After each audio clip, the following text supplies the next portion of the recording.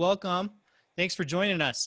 Let's go ahead and get started, shall we? I think we'll have some more people join us, but let's jump in. So I am Garrett Justice. I lead the marketing team for Lucid Press, and I have the honor today to introduce our guest speaker, Christina Sanders. So she's on our team here at Lucid Press.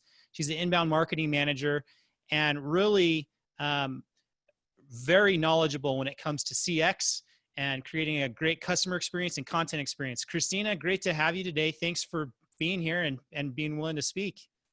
Thanks, I'm excited to be here. Well, before we jump into, we just want to have a couple of reminders.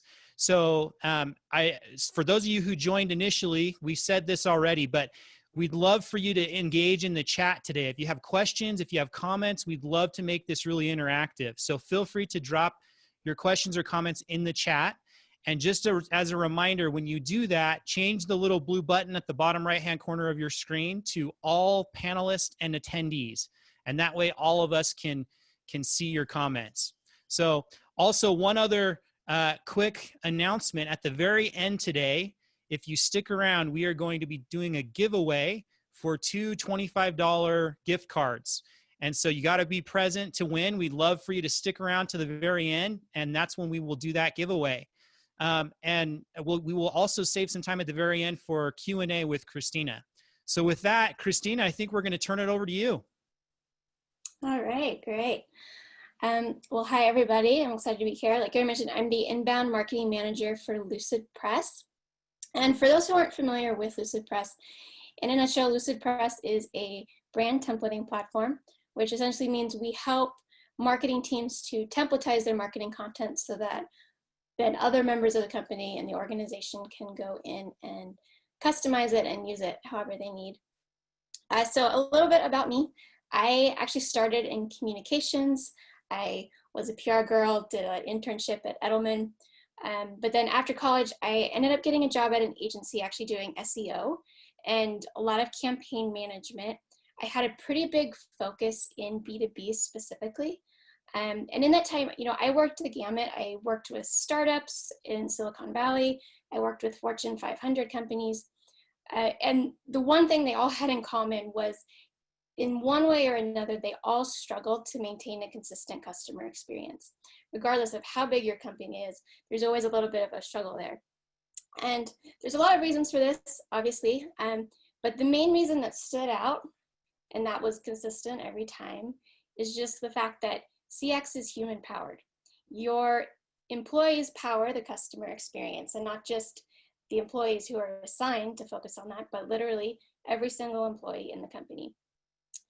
When you think about every single sales call, every customer support ticket, if you're brick and mortar, all of those brick and mortar experiences, they all contribute here.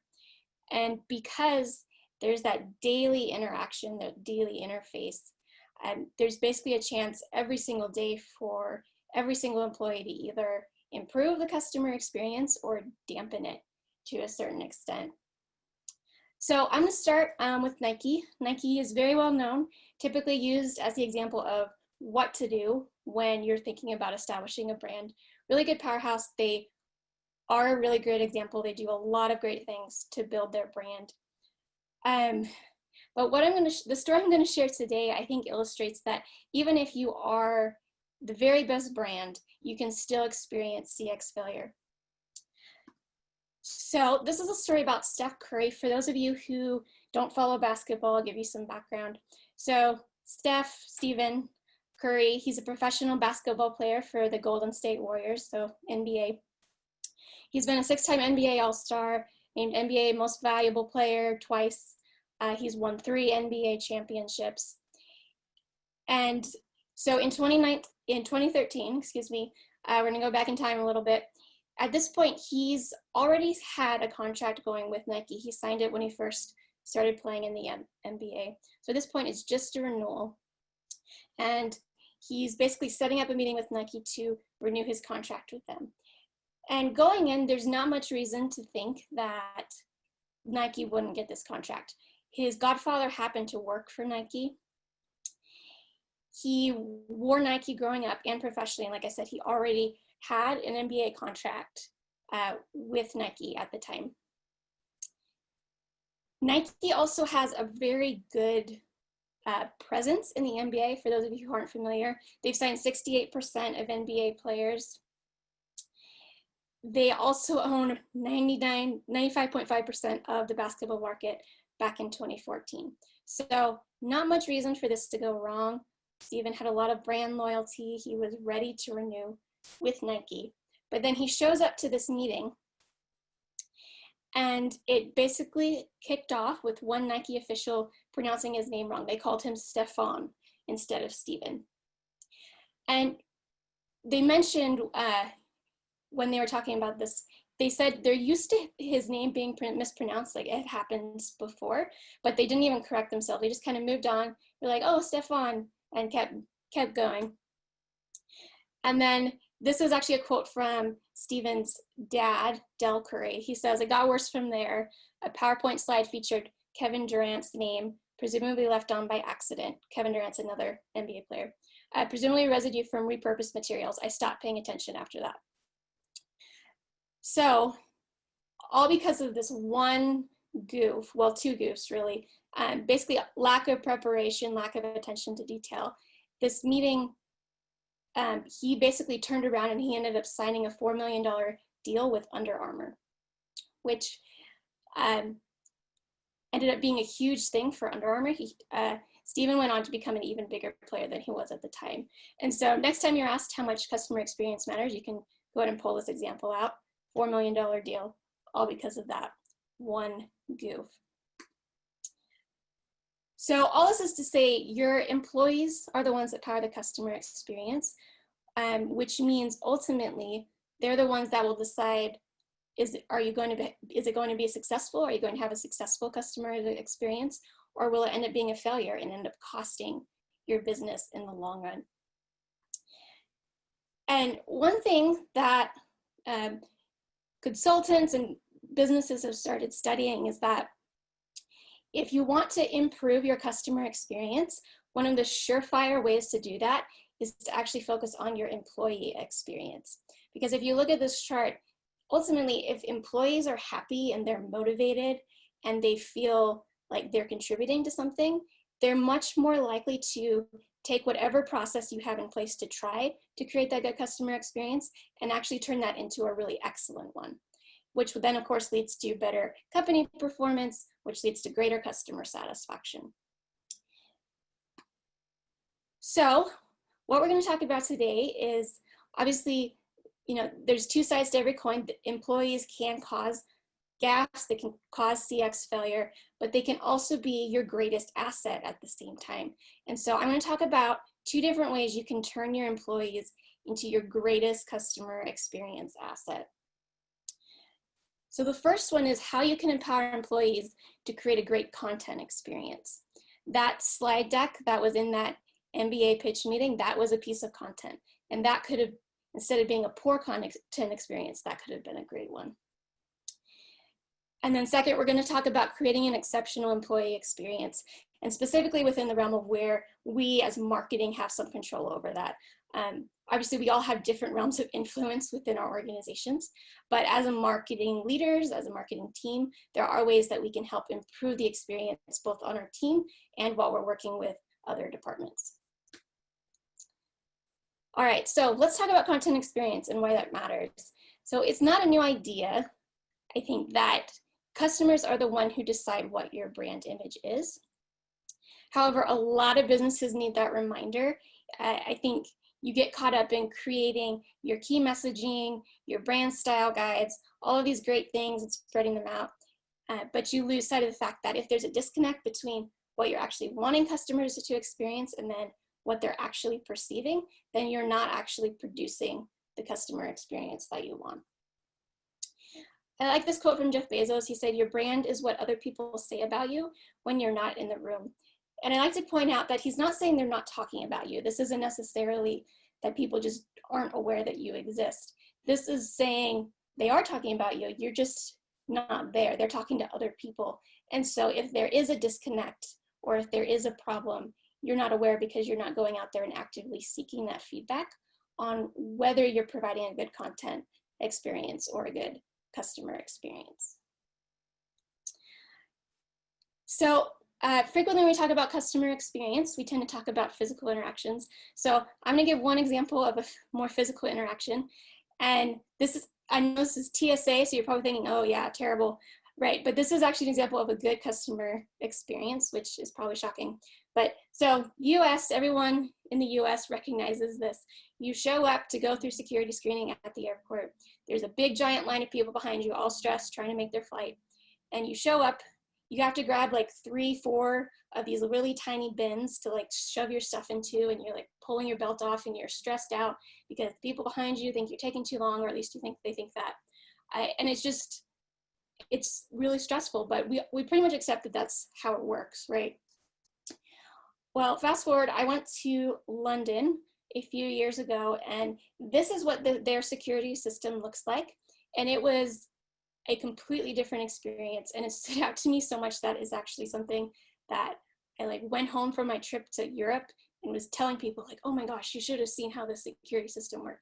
But basically what it was, you see these arrows, you walk up, you have your own spot, so there's no one behind you, you have your designated spot, and then they have these bins that are ginormous, full size, so where you can just put everything in it that you need, and then when you're done, you just push it forward onto the conveyor belt and then walk through security.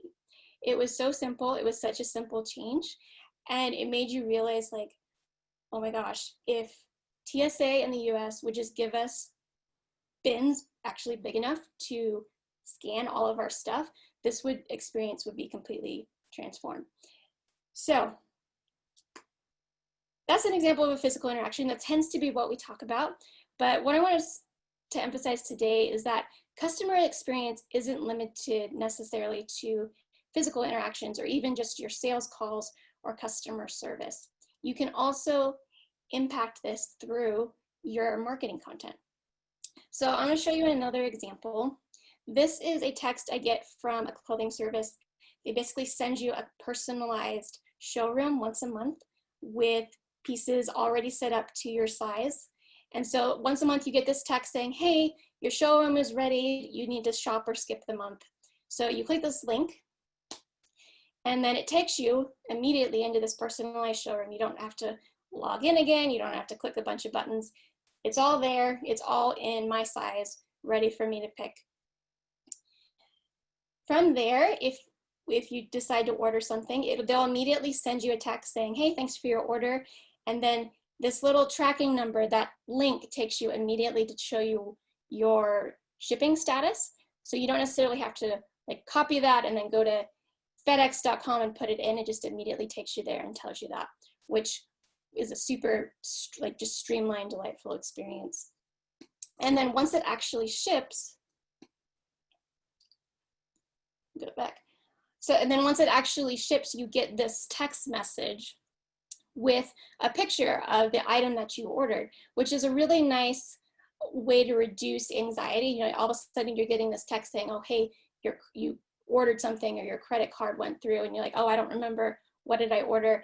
And this just instantly reminds you, oh yeah, I ordered that. Awesome, it's on its way, I'm excited. Then it comes in the mail, and they have this really great packaging on the front. They say something like, hey, adorable, and then you open it up, and then it says, you have great taste. And the first time I got this, I was so happy. I was like, oh, yes, I do. Thank you very much. And then it's actually something, whenever I order from them, I look forward to. I wonder what's going to be on the package and what compliment they're going to give me. So it's that little bit of just extra delight coming from this content that they're putting out. So content experience, it's really the opportunity to bridge the gap between your brand story and your strategy and what the customer actually wants and needs and what their expectations are. So let's talk about how we can actually do this, how to create a great content experience. And what this is, it's really a transformation from thinking about volume driven, so just creating lots of content necessarily, to really value driven of what's going to provide the most value and the most use to the customer. So first thing I want to talk about is consistency. I think when we talk about customer experience or even content experience, it can be easy to think about these really big one-time things we could do, like we do this giant giveaway where we make one customer really happy. But I think we're customer experience can really have its benefit is when we think about the extra 1%. So taking that extra just a little bit more of delight that can have an impact on all of our customers, instead of taking that extra 99% occasionally, where you basically have one person who's really happy and benefits from it. And one way to do this is through brand consistency. All marketers would agree branding is important, but it's really hard to always have that consistent brand. But we put out a survey every couple of years, and what we found is that consistently presented brands are 3 to 4 times more likely to have brand visibility. And so brand consistency and being consistent in that is just as important as having that branding in the first place. But it's not always easy to do, right? We've made this transition from where the marketer puts out one marketing message to one audience and it's very streamlined and easy, to where, again, every single person has an impact on who is creating content, who is portraying the brand. And then there's all these different channels and types of content we're putting out, and then it's to different fragmented audiences. We have multiple personas, and so it's gotten a lot more complicated. And so because of this, essentially everyone is a content creator to a certain extent. Everyone is designing their own content to a certain extent, writing to a certain extent, which means ultimately everyone can impact your content experience for good or for bad. So I don't think there's a single person at the session who probably doesn't relate to this graphic. Marketing teams, we try really hard at this. We put together brand guidelines. We have annual meetings where we share it with everyone and train everyone. But the reality is, even though people genuinely appreciate that and they'll honestly say like, yeah, I'm going to try to use this, they forget, they have an old asset, and then things that are off brand just end up appearing. And what happens is you end up with this really poorly designed off-brand content. And when you look at this, it's not just that the design is poor, but when you think about this event that's being advertised, what is your perception of this event? Does it look like a high quality event based off of what you see here? And what you take away is, the consequence of poor design isn't just the fact that it's a poor design, but it actually influences how people perceive your brand and perceive the event that you're putting on or the product that you're advertising. So I wanted to pull here and just see from our current audience, how frequently does your organization deal with off-brand content?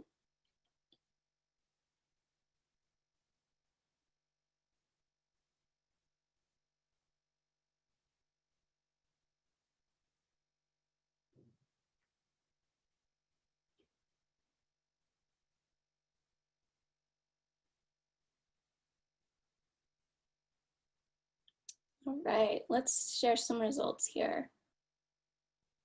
All right, the 6% who are not at all, I want to know your secret, but yeah, some of us, it's a constant problem. It's definitely hard frequently or occasionally, definitely taking up the bulk. So it's in general a pretty useful universal problem. In fact, studies have said that basically 88%, almost all of them, have seen content created and distributed that doesn't conform to brand guidelines. So for everyone on here, you're not alone. This is something that we all struggle with to a certain extent. And so one thing I would challenge you to do as you're thinking about either your customer experience or narrowing it down to your content experience is our brand creating memorable, consistent moments in our customer journey? And I'd love to hear in chat to share some ideas with the group. What are some ways your company maintains brand consistency, especially those who said they rarely see it? I'd love to hear thoughts on what you're able to do there. And Garrett and V, if you could just keep an eye on those. I'll share one example while you guys are sharing and thinking about that. So this is something we've done internally, actually. This is a demo reminder that our sales team uses when they send out a demo for Lucid Press. And what this is it's essentially it's a template. And so our marketing team created this. Our designer professionally designed this, and then actually locked down certain elements. So this header's locked down, the logo's locked down.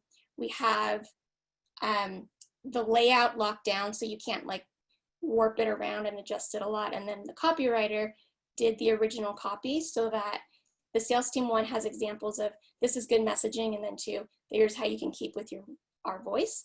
But then there's also prompts to, well, here's where you can customize it so that you can make this really relevant to whoever you're talking to. All right. So I'm going to move on to number 2, which is personalization. So personalization is really important. Personalized content can drive anywhere between a 5 and 15% increase in revenue. And when we think about personalization, we tend to think about it in these 2 buckets, right? We've got our data aggregation, so collecting data about who these people are, what stage are they in the customer journey, and then we have our delivery, getting the content in front of them, so marketing automation, dynamic ads, chat bots. But there's a big hole in the middle there, which is the actual content creation and design of the content that's being delivered based off of the data that we've collected.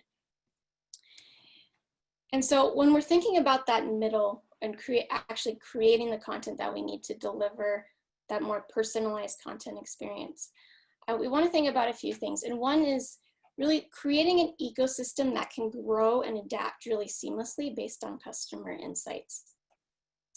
And one really good way to do that is templatizing, like I showed what we do with our own sales team. Content that is templatized so it can scale, but then also adapt based off of changing information and changing data. So you really have that agility to respond to different needs, while also within this ecosystem, some way of protecting your brand. So putting protections in place to help you maintain that brand consistency. And then last, thinking about leveling the playing field. So remember, it's not just your marketing team who uses your content, it's your sales team, it's your customer success team. So providing a way so that everyone in your organization can access and personalize content really easily. So I want to share this example. This is actually something a Lucid Press customer did, but this was their response. They're a real estate brokerage. And so obviously with COVID-19 and the pandemic, they had to make a lot of adjustments really quickly to be able to continue to support their agents. And they already had a pretty good ecosystem and a good content system in place that allowed them to really adapt and go digital really easily. So I'm going to share this video, and basically what it will do is walk you through how they did that and what that content looked like. You know, we have a nice listing presentation, obviously, that our brokers flip through with sellers at listing presentations, but that's not necessarily happening right now. So I just kind of whipped up a custom listing presentation for our brokers to send out as one piece versus like all of these email attachments, which I've seen before, like CMA reports and a broker bio. So I've kind of just added them all in one spot, and brokers can delete pages, add pages to it. There's a page templates section and within a Lucid Press template, which is really cool, where I can add a branded page. So they're not just adding this like blank page, they're adding a branded page that they can add to. And this one, I've just added in-house printed materials that a client can click on, and it brings you to an issue link, and then they can flip through it. So this is our winter luxury collection. This is listings over 4 million. And it just allows the user, it's one piece that's really fluid.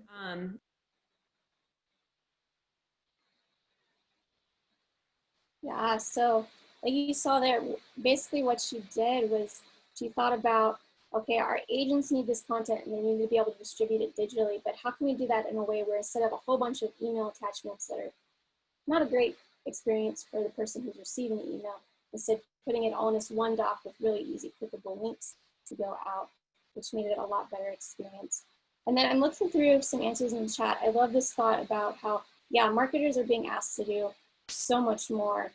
And so it becomes even more of a challenge. And then I like this note of really helping people to love and understand the brand. And I think that is an important part of this, is just getting people to really embrace branding and why it's important. So I love that thought. All right.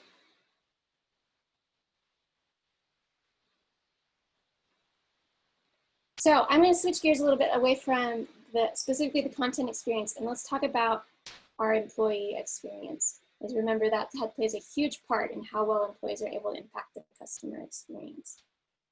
So I'm going to start with our creative teams and our marketing and design teams. So most marketers, creatives, they got into marketing. I know I did because they want to work on really big, high impact projects. That's what they want to focus on. It's what they care about. And that's what they should care about. I mean, that's their main job. It's important. But a lot of marketers' jobs end up looking like this. And like some of you mentioned, it's partly because you're wearing multiple hats and being asked to do so much. But then you've got a designer who on the left is really wanting to work on this big important project for a brand, but then they're getting all these menial edit requests like, can you please update this chart with the latest data? Stuff that really wouldn't be considered design work necessarily, or even copy work, but just little tiny requests that people need so that they can use the content that you've put out. And I know this is a pretty universal experience, so I'd love to hear what are some common edit requests. If you want to throw that in the chat, what are some common edit requests you and your team constantly see and are inundated with? And I mean, the reason this happened is scaling design and scaling really good content creation is hard. Let's see, Ashley, you've got 9 dental clinics. We get this a lot, different wording, different picture, different branding. Yeah, for sure. And this struggle, like, that's maybe a unique struggle to the marketing team, but it extends to the people making the requests as well, right? So some data from Salesforce recently, I think this was 2019, says 66% of your sales reps' time isn't spent selling. And there's several different reasons for this. But part of this, if you look at what the salesperson is experiencing, is maybe they don't have a good way to find the content that they're looking for. So they're digging through different systems. Maybe they're digging through Drive or Dropbox or something, trying to find what they're looking for. And then they don't know in-design, they're not a designer, so they spend some time trying to customize it and they get frustrated and they either end up with something that's not ideal, right? Something that's a little poorly designed, or maybe they just give up altogether and they end up not using that more customized product that they really want. And so you're kind of stuck in this situation where on both sides, you're just kind of having to have this blind faith in each other that, well, people are actually doing what they should. You've got your creative team overloaded with production requests. You've got your sales team wasting time trying to find what they're looking for and getting frustrated. And so what I want to talk about today is how we can transform that experience to where you're really getting more done as a team. You're getting the right content at the right time. Content's being sent to the right places and people, and ultimately you're boosting employee morale because all of a sudden your marketing team has less menial tasks on their plate and your sales team has what they need faster and easier. So let's talk about this. How do we actually scale this content production and really usage process so that it's actually beneficial for people?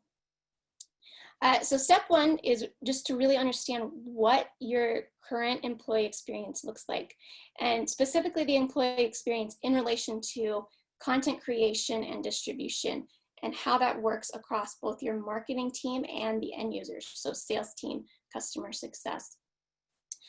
So we do have a whole checklist around this. I'm not going through the whole thing today, but if you want to grab that, there's a bit.ly link in this slide, and then we'll also post a link to that in chat so you guys can grab that ebook. But so what I want to talk about here really is defining the current process. identifying speed bumps, and then identify software or services. So I want to start first with identifying your current process and speed bumps. So for this part, there's probably a process map. There's probably a formal way that you should go about that's stated that this works. But what I want to do is dig deeper than that and really get into the nitty-gritty of what's actually happening behind the scenes. What are people doing outside of that process because the process doesn't quite work for them, or they have pain points? And so there's two things I want you to do. First, you're going to ask the used car question. If you ever buy a used car, the advice is just always ask them, what's wrong with this car, if you want a straight answer. So what you're going to do, you're going to go up to your sales team, if they're the main use case in your case, say, what is the worst part about trying to use content right now? Then pause. And you want to pause because if asking the direct question doesn't get the answer, the pause will be uncomfortable enough to actually get them to start talking. And then if for some reason they're still not telling you what's wrong with the current process, get your intern, send them down, they'll tell the intern what's wrong. Second, make sure you include everybody. So I mentioned sales, but also think about if you have channel sales partners, they're frequently forgotten about, but they are part of your brand. And your customer success reps, your agencies, what's that experience like working with your marketing agencies? And then after you've gotten this true picture of the current process, that's when you can move on to the next step of identifying software or services that you can use. So when I talk about the content creation process and which software or services you need, I like to divide it in two camps. So on this left side, you have your big new initiatives. This obviously should still use a really thorough process of planning out the project, getting your design team involved, multiple edits and iterations, because this is a big new thing. But for all of that small stuff, all of that stuff that your sales team just needs really quick, that can be taken care of through other systems and means. So Lucid Press, obviously, we provide services around this. We provide a brand assets hub, content creation. But really, to break it down to what you need, it's really a really easy design tool that anyone without design experience can use, that's then connected to some templates that they can access, but then also is connected to somewhere to store your brand assets. So that could be something like a digital asset management system, a brand assets hub. So it's really easy to find and pull in your on-brand elements really quickly into that content. All right, I'm going to send out another poll. I want to hear how you are able to approach this. So what tools do you currently use and have in place to help you scale content production? So we listed how digital asset management, that's pretty common, project management. But if you have others, I'd love to hear about that as well in the chat. Yeah, I know some people don't have any. They're not lucky enough to, maybe don't have that budget to do that as well.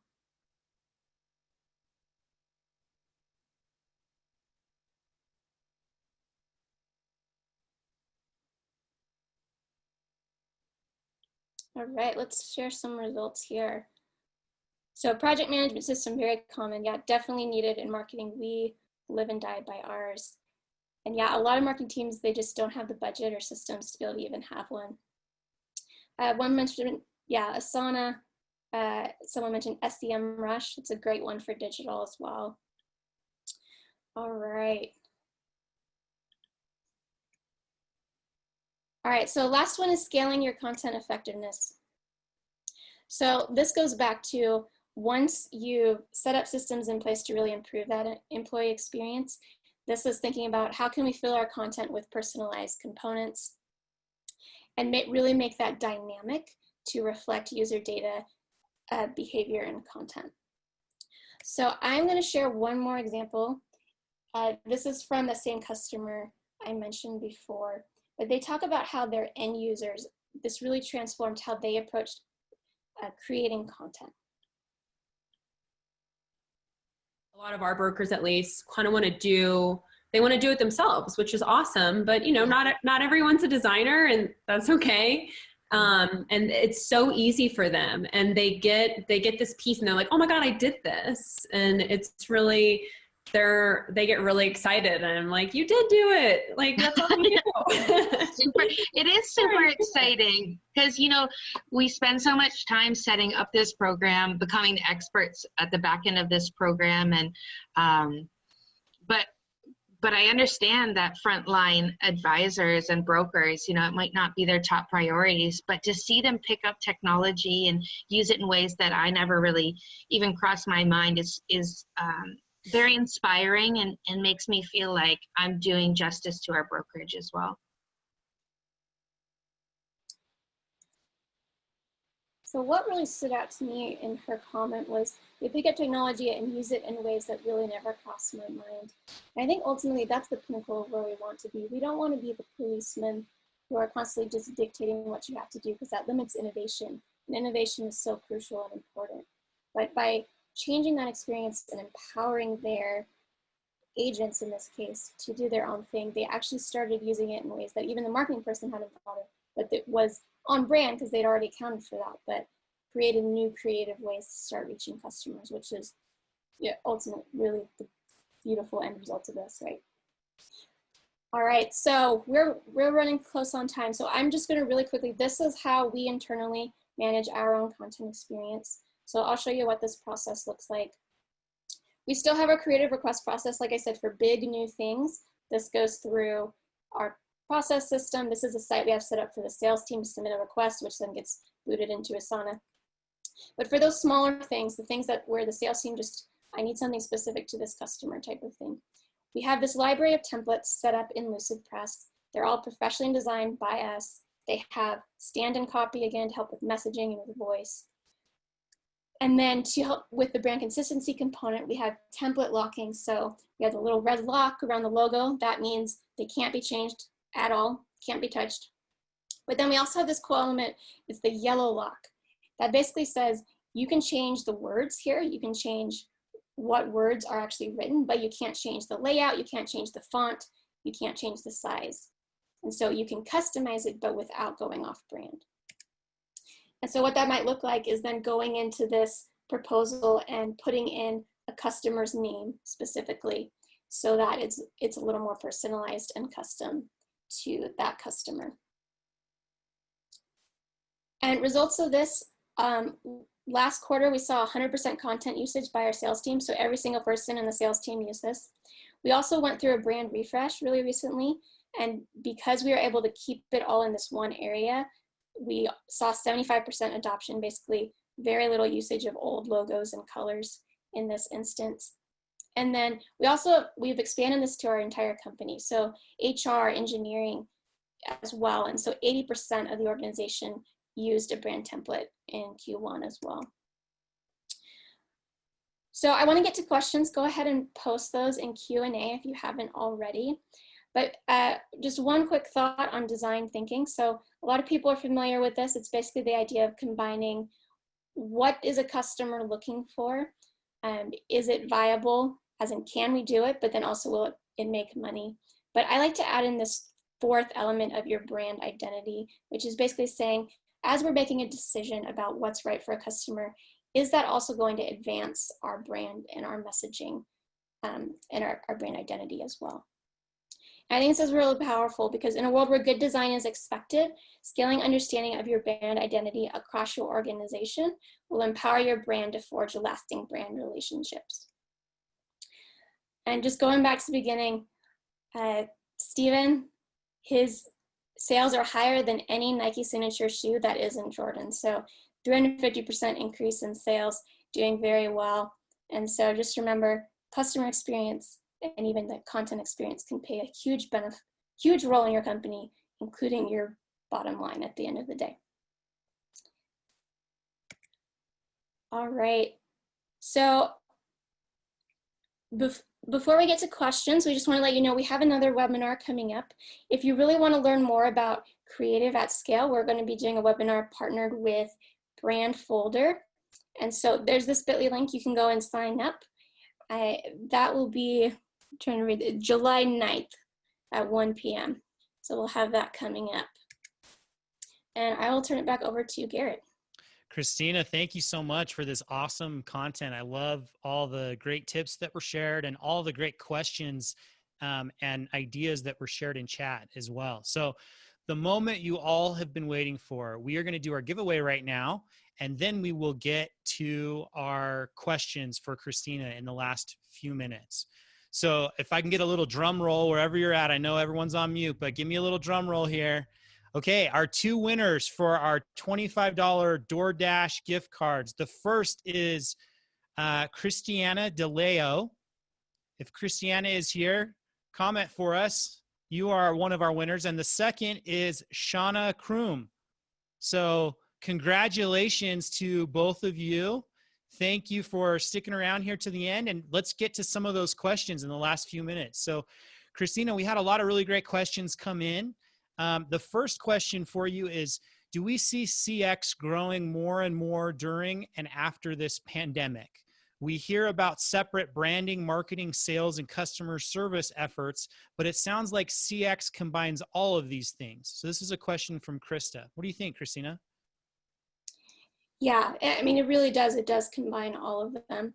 So I think it's become important during the pandemic. I think people have seen just how much the way a brand responds and adapts to changing circumstances and the way the customer thinks and feels has been really important during this pandemic. And I think it'll only be more important afterward.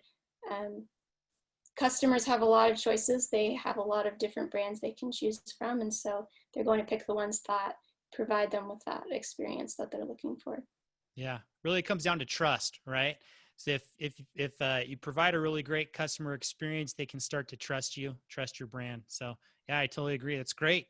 Awesome. Our next question comes from Shauna, one of our winners. Shauna asked, where do we even start for scaling content and creating workflows when the content itself is technical and requires experts to sign off? And those experts are also busy with customers, which is also a top priority. So where do you start with scaling content and creating these workflows when it's really technical? Yeah, that's a great question. So we actually work with healthcare companies, and one thing that they've found really helpful is, they have to work with healthcare providers. The marketer isn't a doctor, so they don't necessarily know everything that the doctor knows.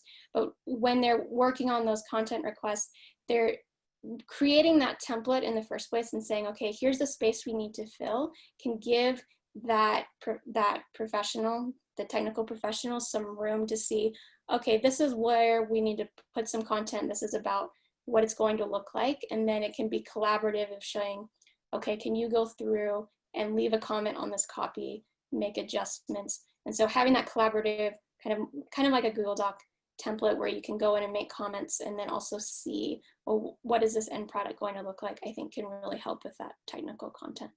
Yeah, that's awesome. I totally agree. I think one thing that we've seen also with a lot of our customers at Lucid Press is making sure that you get people involved and bought into this idea of rolling out a brand templating program, from the very beginning. So even those technical people, help them understand the benefit that this will add for them and across the whole org. And that can help sometimes to make it more of a priority on their schedule, even though they have a lot of other things that they're busy with. So great answer. Great question. I think we have time for one more. So the last question here comes from Nicholas. His question was, how key, if at all, do you think HR needs to be part of the brand's establishment and enforcement? So when hiring new people, keeping the troops, including the C-suite, in check for visual and non-visual brand consistency, what role should HR play, if at all? Yeah, I think everyone needs to be on board with branding, and HR obviously plays a critical role. I think more so in the hiring process and making sure that you're bringing people in who will be committed to customer experience and branding. And so I think that's a big role HR can play. Obviously, HR, they also represent your company externally when they're recruiting, and I think that's a key part of your brand. And then HR plays a huge role in the employee experience, right? Which also, we talked about how if employees are happy, that improves the customer experience. So I think HR needs to be a huge part of it. Yeah, totally agree. I think they can really help in that onboarding process to set the stage for helping people to understand your brand, the essence of your brand and your brand standards. So that's a great way to start from the get-go when people first join your company. So Christina, I think we're out of time, but thank you so much for this awesome content. If we did not get to your question today, feel free to reach out to Christina, and we're happy to follow up with those afterwards, and get you an answer to your question. So again, thank you so much and for joining us, and we will see you all next time, hopefully for our next webinar. Thanks.